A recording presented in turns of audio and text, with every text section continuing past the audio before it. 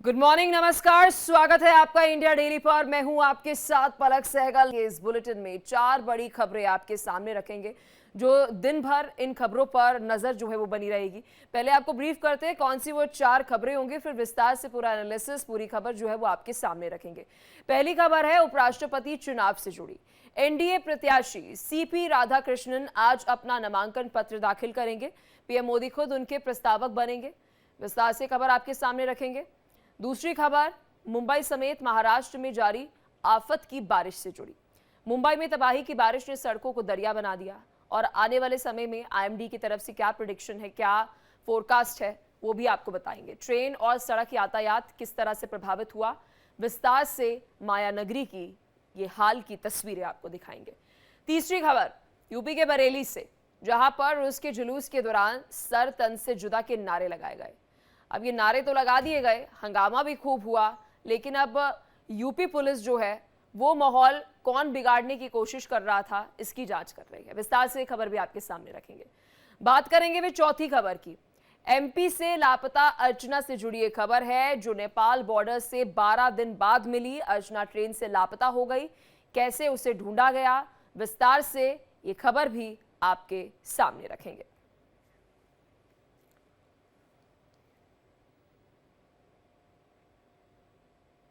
और चलिए शुरुआत करते हैं पहली बड़ी खबर के साथ। सबसे पहले बात करेंगे यूपी के बरेली से आ रही बड़ी खबर से, जहां पर सर तन से जुदा के नारे लगे। बरेली में उर्स के जुलूस के दौरान नारेबाजी हुई। युवकों ने सर तन से जुदा के नारे लगाए। नारेबाजी का वीडियो सोशल मीडिया पर वायरल भी हो गया। अब पुलिस इस वायरल वीडियो की जांच कर रही है। थाना कोतवाली क्षेत्र का यह वीडियो बताया जा रहा है। और अब माहौल बिगाड़ने की कोशिश किसने की, ये नारे एकदम से किसने लगाए, किसने इस नारे की शुरुआत की, अब पूरे सिलसिलेवार तरीके से यूपी पुलिस जो है वो इन्वेस्टिगेट कर रही है। खबर यूपी के बरेली से है और बड़ी है, क्योंकि इस तरीके के नारे जो लगाए गए, इसके बता दें मतलब जो है वो गलत है, भड़काऊ भाषण की श्रेणी में ही आता है।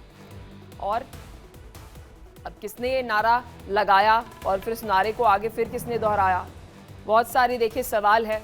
लेकिन सोशल मीडिया पर जब ये वीडियो किसी ने अपलोड किया तो ये सर्कुलेट हुआ, वायरल हुआ और पुलिस ने इसे संज्ञान में लिया। और अब यूपी पुलिस, बरेली पुलिस इस पूरे मामले पर इन्वेस्टिगेट कर रही है। और साथ ही बरेली पुलिस की साइबर सेल भी इस पर इन्वेस्टिगेट कर रही है कि फर्स्ट ये सबसे पहले ये वीडियो किसने अपलोड किया, फिर उसके बाद ये वीडियो किसने बनाया, वहां पर कौन युवक मौजूद थे, कौन ये लोग थे। हर एक एंगल पर पुलिस इन्वेस्टिगेट कर रही है। साइबर सेल अलर्ट है, किसने ये वीडियो अपलोड किया, हर एक एंगल पर अब जांच हो रही है।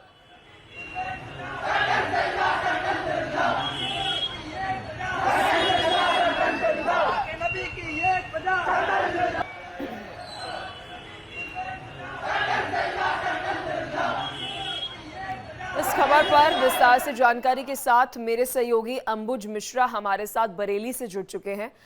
अंबुज, विस्तार से इस खबर पर जानकारी दीजिएगा, कहाँ की ये लोकेशन है बरेली में और किसने ये नारे लगाए, जो अभी शुरुआती जानकारी सामने आ रही है, किसने वीडियो अपलोड किया।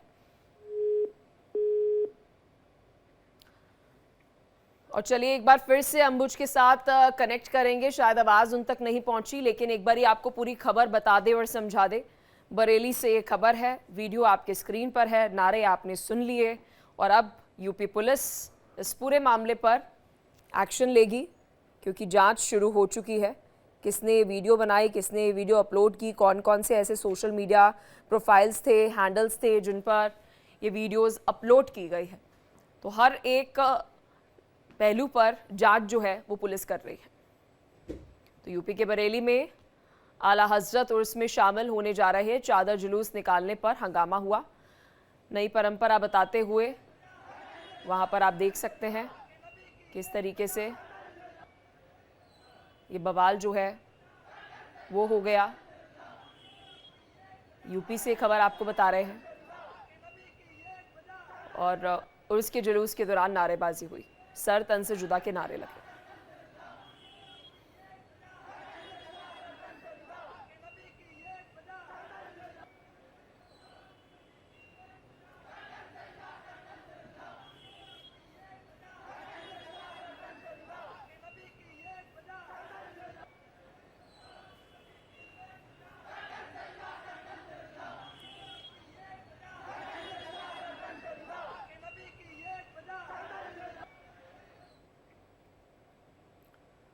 वहीं यूपी के बरेली में आला हजरत उर्स में शामिल होने जा रहे चादर जुलूस निकालने पर हंगामा हो गया।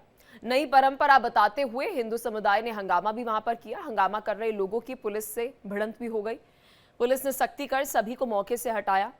अब वर्तमान प्रधान और मौजूदा प्रधान पर माहौल खराब करने का आरोप भी लगा है। खबर बरेली से सामने आ रही है और अभी पुलिस एक्टिव है।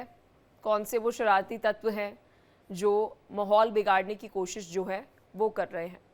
इससे पहले जो वीडियो आपको दिखा रहे थे बरेली से ही वो वीडियो थी। वो नारेबाजी कौन कर रहे थे उस वीडियो में, अब ये जो एक नया वीडियो सामने आया है इस पर भी बरेली पुलिस और साथ ही बरेली पुलिस के साथ साथ उनकी साइबर सेल जो है वो इन्वेस्टिगेट कर रही है कि ये वीडियो जो है क्या किसी संगठन ने अपलोड की है, कौन वहाँ पर लोग थे। पुलिस भी आप देख सकते हैं वहाँ पर माहौल को शांत करने की कोशिश कर रही थी। पुलिस के साथ ही देख सकते हैं आप कि वहाँ पर वो लड़ने लगे, भिड़ंत हो गई, जिसकी तस्वीर अभी आपने अपने स्क्रीन पर देखी।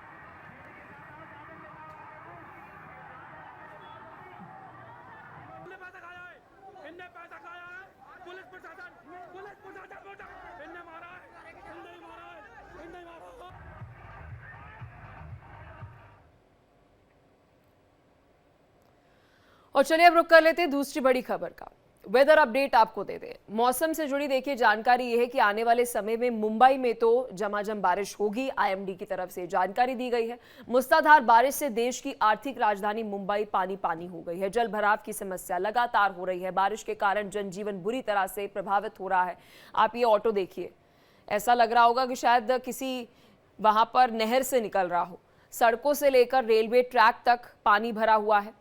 लोग और लोगों के साथ साथ अगर हम बात करें तो वहाँ पर आप देख सकते हैं जो वाहन है वो भी वहाँ पर आपको डूबे हुए नजर आएंगे। पीछे एक बस देखिए जो आपको नजर आएगी, वो तो रुक ही गई, क्योंकि कई बार ऐसा होता है इतने पानी में जब आप अपना वाहन चलाते हैं तो शायद ऐसा होता है कि आपका वाहन खराब हो जाए या फिर वो चले ना, वहीं पर रुक जाए।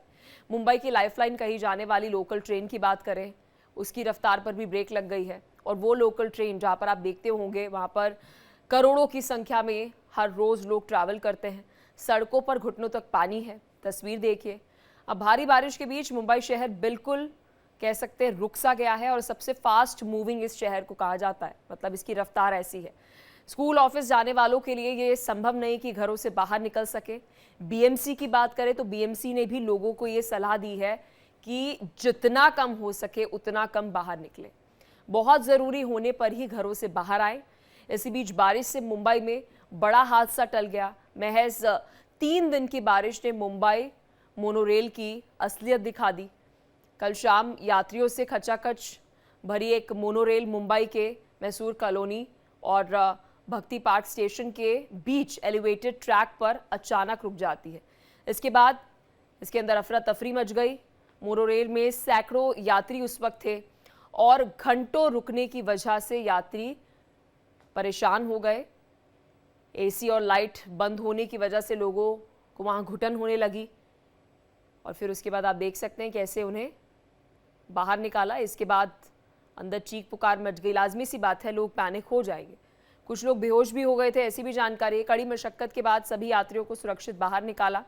मोनोरेल की खिड़की तोड़कर करीब 582 लोगों का क्रेन से ये देखिए रेस्क्यू किया गया, जो स्क्रीन पर आप देख सकते हैं। खतरे की बात ये थी कि मोनोरेल एक साइड झुक गई थी। अब पहले मोनोरेल को दूसरी ट्रेन से खींचकर स्टेशन ले जाने की सोची, कोशिश भी की, लेकिन ब्रेक जाम होने से ऐसा नहीं हो सका। ऐसे में सबसे बड़ा सवाल यही है कि 3000 करोड़ की लागत से बनी ये मोनोरेल अचानक कैसे फेल हो गई। ये क्या टेक्नोलॉजिकल फेलियर है, इंजीनियरिंग फेलियर है, बहुत सारे सवाल हैं। दरअसल भारी बारिश के चलते लोकल ट्रेन सेवाएं तो ठप ही थी, लेकिन यात्रियों के पास कोई और विकल्प नहीं था। अब यहाँ पर ऑफ कोर्स लाजमी सी बात है कि यहाँ बहुत लोड बढ़ गया और ये देख सकते हैं आप रेस्क्यू किस तरीके से चलाया गया। मोनोरेल बंद होने की वजह से आज यात्रियों की अड़चन हुई है और ये जो भारी बारिश की वजह से हार्बर लाइन बंद होने की वजह से मोनोरेल के ऊपर जो पैसेंजर है मोनोरेल में बैठ गए, मोनोरेल की तरफ डाइवर्ट हो गया और इसलिए कैपेसिटी से ज़्यादा ओवर क्राउड मोनोरेल होने की वजह से यहाँ पर मोनोरेल बंद हुई और उसका जो पावर ब्रेकडाउन होने की वजह से इमरजेंसी ब्रेक लग गए और इमरजेंसी ब्रेक लगने की वजह से ही ये मोनो बंद हुई है। और निश्चित रूप से ये जो हादसा हुआ है ये दोबारा ना हो इसके लिए पूरी तरह कोशिश की जाएगी, पूरी खबरदारी ली जाएगी। और अभी पहले काम ये सब जो पैसेंजर्स हैं या यात्री हैं उनको सुरक्षित निकालना बाहर। और चलिए इसी खबर से जुड़ी एक और अपडेट आपको दे दें। मुंबई में मोनोरेल सेवा फिर से शुरू हो चुकी है। कल बैसूर कॉलोनी में जो मोनोरेल फंसी थी, जिसमें अभी तस्वीरें आपको दिखा रहे थे, 582 यात्री जो है, पैसेंजर्स जो है वो वहां पर फंस गए थे। आज सुबह मोनोरेल सेवा जो है फिर से शुरू हो गई है। लेकिन इस पर अभी आप डिप्टी सीएम को सुन रहे थे, उन्होंने कहा कि ये जांच की जा रही है कि क्यों ये फेलियर जो है वो हुआ है, क्यों मोनोरेल जो है वो बंद हो गई। आप सोचिए, एक साथ इतने सारे लोग इस मोनोरेल में उस वक्त थे जब ये बंद हो जाती है। पैनिक की सिचुएशन इसलिए क्योंकि वहां पर एसी जो है वो बंद हो चुके थे, दरवाजे बंद हो चुके थे, लाइट्स बंद हो चुकी थी और बहुत सारी संख्या थी यहाँ पर, 582 लोग इसमें थे और इसी वजह से वहां पर ये मोनोरेल बंद हो गई। बड़ी खबर सामने आ रही है दिल्ली से। दिल्ली की सीएम रेखा गुप्ता पर हमले की कोशिश की गई, जन सुनवाई के दौरान हमले की कोशिश की गई। दिल्ली से ये बड़ी खबर सामने आ रही है। दिल्ली की सीएम रेखा गुप्ता पर हमले की कोशिश की गई, जन सुनवाई के दौरान हमले की कोशिश की गई। जानकारी ये मिल रही है धक्का मुक्की भी हुई, रेखा गुप्ता के साथ धक्का मुक्की भी हुई, क्योंकि हम लगातार देख रहे हैं सीएम रेखा गुप्ता दिल्ली में, क्योंकि जो बारिश और अलग अलग जो काम चल रहे हैं उसकी समीक्षा लेने के लिए ग्राउंड जीरो पर पहुंचती हैं। वैसे तो सीएम की सिक्योरिटी होती है, ये एक प्रोटोकॉल है, लेकिन जानकारी मिल रही है कि दिल्ली की सीएम रेखा गुप्ता पर हमले की कोशिश की गई। अब धक्का मुक्की भी वहां पर हुई है, जो शुरुआती जानकारी मिल रही है, और जन सुनवाई के दौरान हमले की कोशिश की गई। दिल्ली से ये बड़ी खबर सामने आ रही है। दिल्ली की सीएम रेखा गुप्ता पर हमले की कोशिश की गई है, जन सुनवाई के दौरान हमले की कोशिश की गई, क्योंकि हम लगातार देख रहे हैं ग्राउंड जीरो पर सीएम रेखा गुप्ता दिल्ली वासियों से बातचीत करने के लिए पहुंचती है। कल की अगर बात करें, जो यमुना नदी का जलस्तर बढ़ गया, उसके पास जो आसपास के इलाकों में बाढ़ की स्थिति बनी हुई है, वहां पर लोगों से बातचीत करने के लिए वो पहुंची थी। और अब जानकारी ये मिल रही है कि रेखा गुप्ता पर हमले की कोशिश की गई है और जन सुनवाई के दौरान ही हमले की कोशिश की गई। और बीजेपी की तरफ से ये भी बयान सामने आ रहा है कि धक्का मुक्की भी वहां पर हुई, रेखा गुप्ता के साथ धक्का मुक्की करने की भी कोशिश की गई। इस खबर पर विस्तार से जानकारी के साथ मेरी सहयोगी दृष्टि हमारे साथ सीधा दिल्ली से जुड़ चुकी हैं। दृष्टि, विस्तार से खबर पर जानकारी दीजिए, कहां पर यह घटना हुई है, क्या जानकारी मिल रही है? देखिए, बहुत ही आश्चर्यजनक घटना है कि दिल्ली की मुख्यमंत्री सीएम रेखा गुप्ता, जो कि दिन रात काम करती हैं, और जन सुनवाई हुई थी, लेकिन बुधवार को सीएम जन सुनवाई में हमेशा होती हैं। सिविल लाइंस उनके के कैंप ऑफिस में ये जन सुनवाई वो कर रही थी। सुबह सुबह एक आदमी था जो कि 30 से 40 के लगभग उम्र का बताया जा रहा है, वो कहाँ से आया था ये अभी तक पता नहीं चला। उसने कुछ पेपर दिखाने के बहाने मुख्यमंत्री को के पास गया और उसने मुख्यमंत्री के बाल पकड़े हैं और फिर उनको थप्पड़ मारा और फिर कुछ अब्यूजिव लैंग्वेज का भी उसने यूज किया है और फिर उसके बाद उसने मुख्यमंत्री को धक्का दिया। तो इतनी ही देर में सुरक्षा कर्मियों ने उसको पकड़ लिया है, लेकिन फिलहाल जो दिल्ली पुलिस है ये जांच कर रही है कि वो आदमी कौन था और इसके पीछे का मकसद क्या था, उसने ऐसा क्यों किया।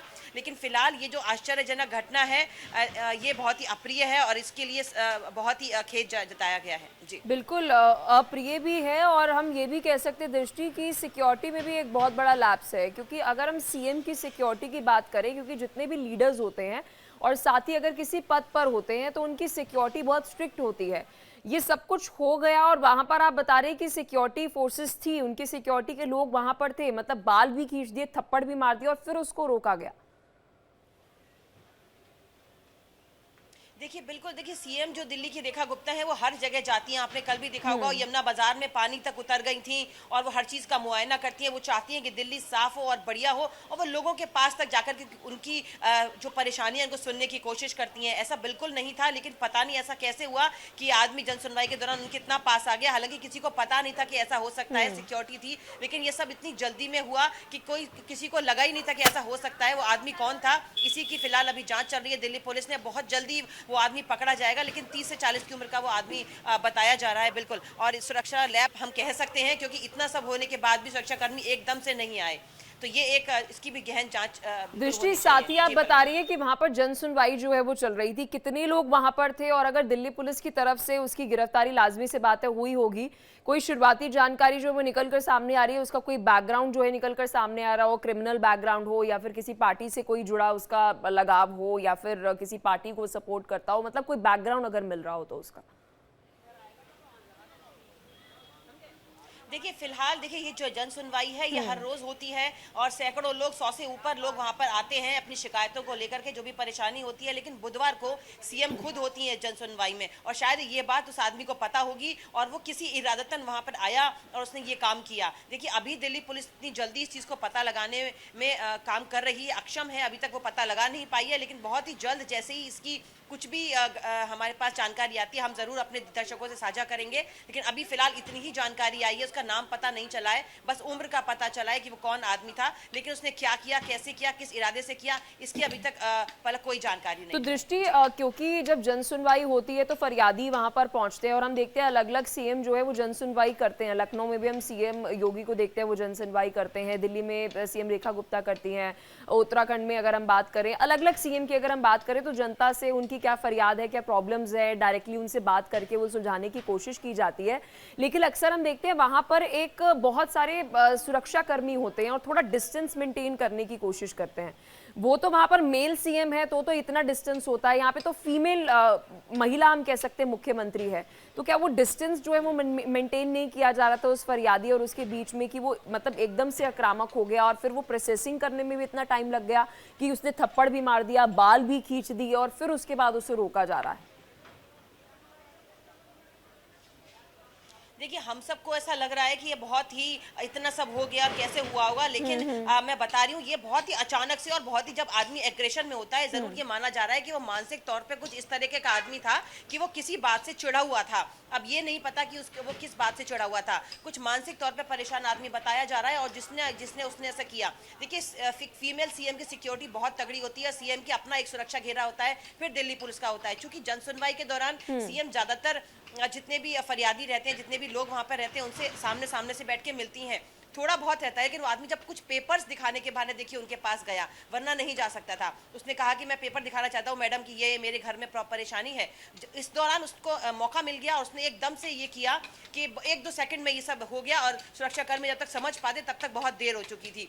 तो ये चीज का अब दिल्ली पुलिस पता लगा रही है, और देखिए अब से उनकी सिक्योरिटी जस्ट डबल हो जाएगी, क्योंकि जिस तरीके से सीएम जनता के बीच में घूमती है, उनकी बातों को सुनती है, शायद इसने उसी बात का फायदा उठाया है। दृष्टि, और वहां पर अगर हम बात करें, क्योंकि आप बता रही हैं कि डेली बेसिस पे सीएम रेखा गुप्ता जो है वो जनता से रूबरू होती थी। कल भी हम देख रहे थे कि भाई यमुना में जिस तरीके से जलस्तर पड़ रहा है तो वहां पर आसपास के इलाके में लोगों के साथ बातचीत कर रही थी, लोगों से रूबरू हो रही थी, क्या परेशानियां सामने आ रही है। अधिकारी भी वहां पर मौजूद थे और डेली आप कह रही है जन सुनवाई जो है वो होती है। कितनी संख्या में वहां पर लोग जो है वो पहुंचते हैं, और क्या सीएम से मिलने के लिए पहले कोई पूरा सिक्योरिटी चेक जो है वो होता है? क्योंकि आप बता रही कोई उसके पास कोई हथियार नहीं था, कुछ नहीं था, उसने हाथ का ही मतलब उस वक्त प्रयोग किया और बाल खींचे और साथ ही उन पे थप्पड़ जो है वो मारने की कोशिश की। लेकिन क्या जो ये फरियादी पहुंचते हैं इनका कोई बैकग्राउंड जो है वो पहले चेक नहीं किया जाता है? देखिए बिल्कुल ऐसा कुछ नहीं होता है, क्योंकि जन सुनवाई के दौरान सीएम अपने कैंप ऑफिस से ये करती हैं, सिविल लाइन से, और बुधवार को सीएम खुद होती हैं, बाकी दिन जन सुनवाई होती है, वहाँ के अधिकारी बैठते हैं, जन सुनवाई करते हैं। चूंकि उस आदमी को पता था कि आज सीएम होंगी और किसी बात से वो उनसे खफा होगा, इसलिए वो गया। और देखिए एक बैरिकेडिंग लगा होता है जहाँ से कि निकल करके लोग जाते हैं, कुछ भी हथियार या कुछ भी पेपर के अलावा आप कुछ लेके जा नहीं सकते, तो वो बैरिकेडिंग क्लियर हो गया। इसलिए उसने अपने हाथ का, और इस तरीके से उसने अब्यूजिव लैंग्वेज का उसने यूज किया मुख्यमंत्री पे, क्योंकि देखिए पूरी चेकिंग के दौरान ही मुख्यमंत्री के पास तक आप पहुंच सकते हैं। इसलिए देखिए उसने ये किया कि वो पेपर दिखाने के बहाने गया, दूर से होता बात करता तो शायद इतनी पास सीएम के नहीं जा सकता था।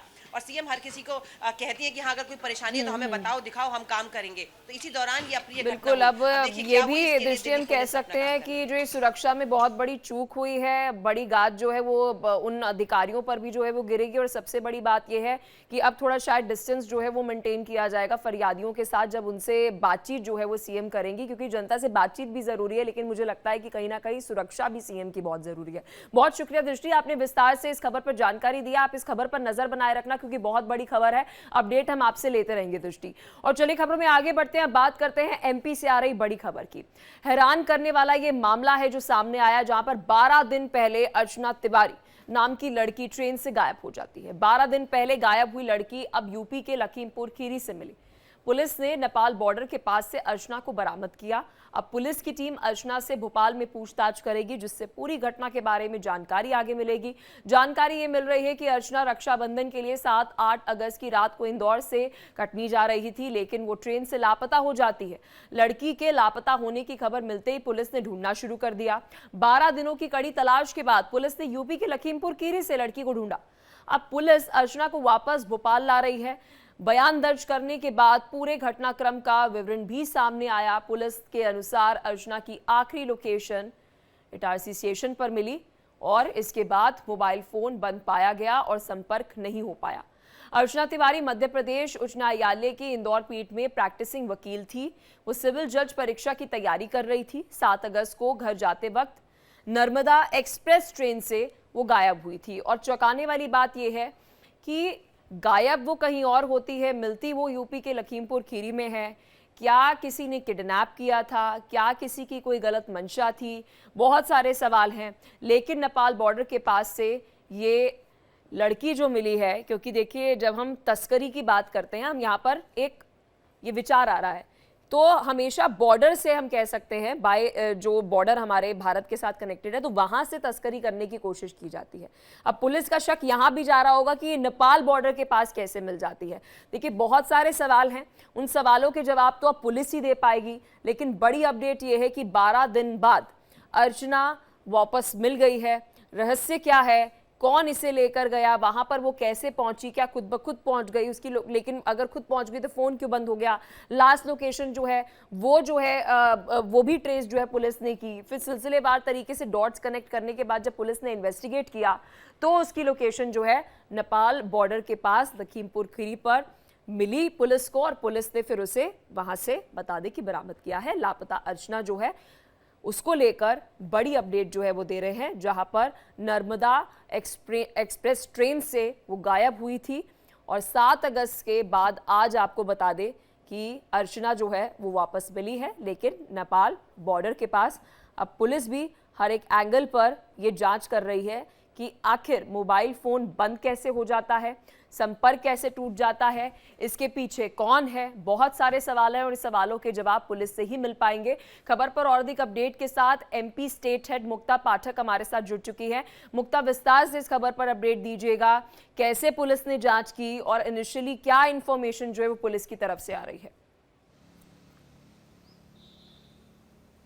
जी बिल्कुल, बहुत ही हैरान और चौंकाने वाली ये खबर है, क्योंकि 7-8 तारीख को अगस्त को रक्षाबंधन मनाने के लिए इंदौर से कटनी के लिए निकली थी और उसके बाद अचानक इटारसी के आसपास से वो गायब हो गई और उनका सामान जो है वहां मिला। जब परिजन आए तो उनको सामान मिला, लेकिन अर्चना नहीं मिली।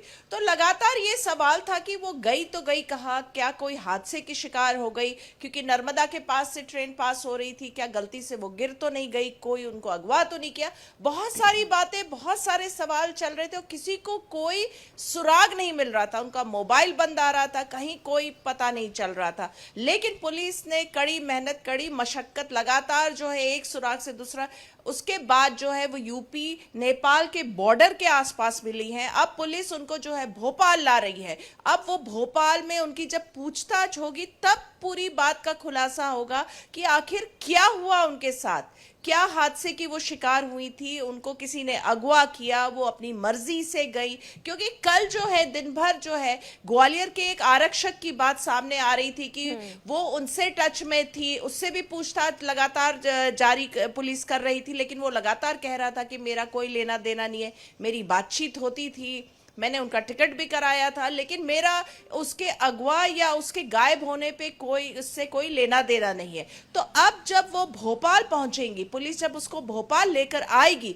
उसके बाद जो है मामले में खुलासा होगा कि उनके साथ आखिर हुआ क्या था। क्योंकि अगर हम बात करें तो पिछले 10 दिन से लगातार सबके मन में यही सवाल चल रहा था कि वो कहाँ गई, आखिर हुआ क्या, गायब हुई, अपनी मर्जी से गई। क्योंकि जब सोनम राजा और सोनम हत्याकांड जो था वो भी जब पूरा था, तो उस समय भी यही बात चल रही थी कि सोनम आखिर गई कहाँ। और अब जो ये दूसरा एक इंसिडेंट हुआ है मध्य प्रदेश में, उसके बाद लगातार लोगों के मन में ये सवाल है कि क्योंकि आखिर अभी इसके बयान साथ जो है वो अर्चना का दर्ज नहीं हुआ है, लेकिन क्या तस्करी के मामले से भी जोड़कर इस एंगल पर भी कोई जांच जो है वो पुलिस की तरफ से की जा रही है, क्योंकि बॉर्डर एरिया के नजदीक मिली है अर्चना?